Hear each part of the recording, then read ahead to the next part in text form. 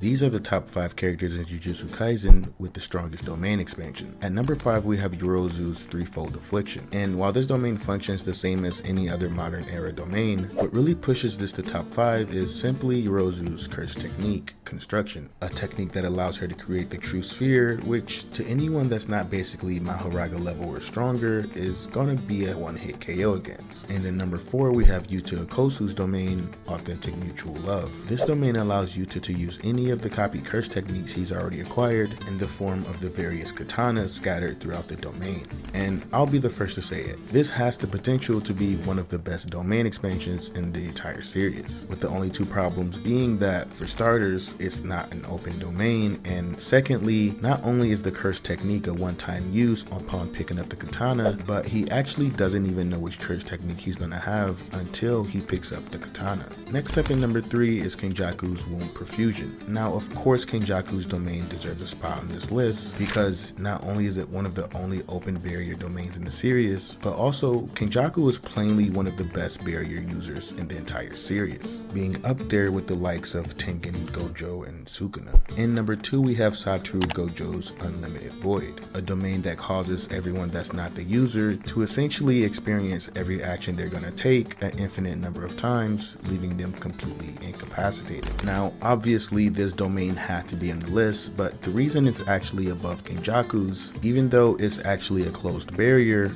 comes down to number 1, Gojo's proficiency, and number 2, simply how the domain immediately functions. Every single domain expansion on this list can be countered by simply popping their own domain or essentially using a simple domain. That is, except Satoru Gojo, of course, as unless you pop your domain at the exact same time as Gojo and have an equal level of proficiency, Unlimited Void will immediately take effect, essentially restricting you from ever countering it. And at number 1, of course, we have Sukuna's Malevolent Shrine, an open barrier domain that basically fillets anything in a 200-meter radius. There's actually so many reasons why this is number 1, but to keep things short, I'll just say the open barrier domain with the 200-meter radius performing at Sukuna levels of proficiency, yeah, that's pretty hard to beat.